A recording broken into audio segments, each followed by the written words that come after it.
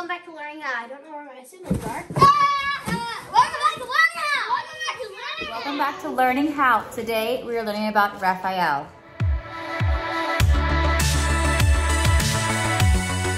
His full name is Raffaello Sanzo de Urbina. During this time, Leonardo, Michelangelo, and Raphael were working at the same time in Rome.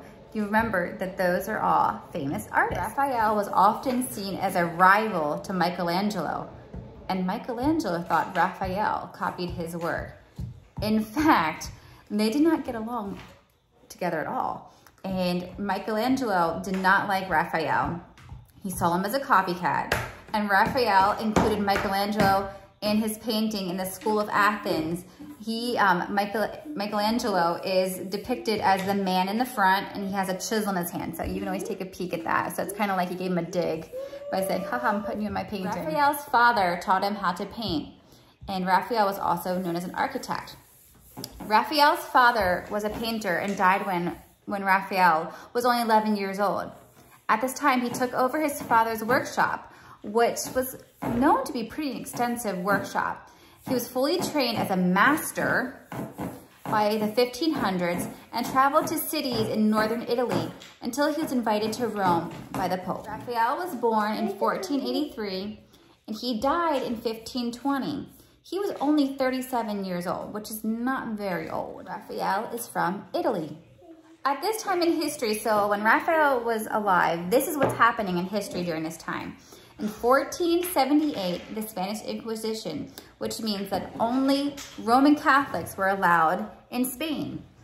And in 1517, the Protestant Reformation began, which meant that the Pope did not have authority over purgatory, what they thought was purgatory, and so they said Scripture alone is the authority. First piece of artwork that we're going to study from Raphael is called School of Athens. Now remember, this was the artwork that Raphael included Michelangelo in. He's the man in the front with a chisel. It is a fresco that is painted between 1509 and 1511, and it's displayed in the Vatican.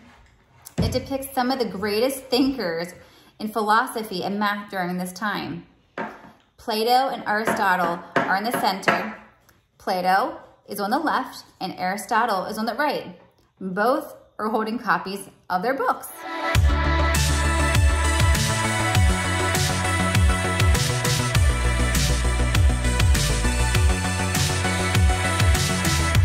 One interesting fact about this painting is that Michelangelo was painting the Sistine Chapel the same time that Raphael was painting School of Athens.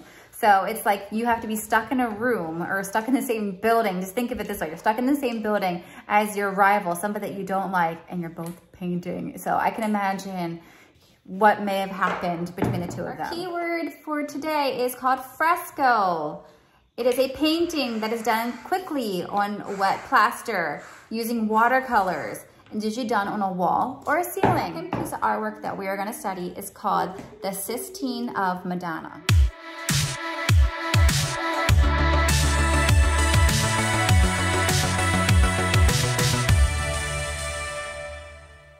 This artwork was commissioned in 1512 by the Pope. Commissioned means it's a work of art that is created specially by order for another person. So it's like this person specially ordered this artwork and asked for it to be made. This painting was moved to Germany in 1754. Then it was relocated to Russia after World War II. Finally, it was returned back to Germany later. This piece of artwork depicts Mary holding Jesus with two saints on either side. Now the cherubim that are at the bottom of the paintings are perhaps the most famous part of this artwork. They've been seen all over our culture today. You can see them on postage stamps and even on wrapping paper. The piece of artwork that we are going to study is called the Transfiguration.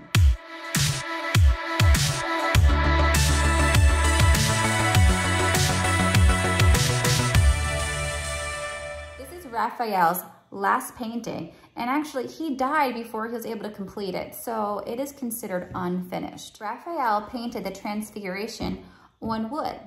This painting depicts two scenes. At the top is a transfiguration of Jesus.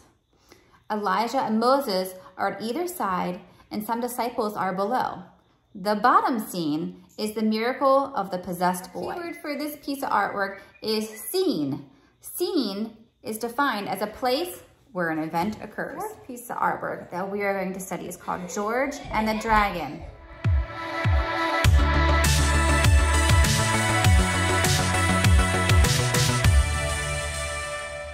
This artwork was painted in 1506 and is now at the National Gallery of Art in Washington, D.C.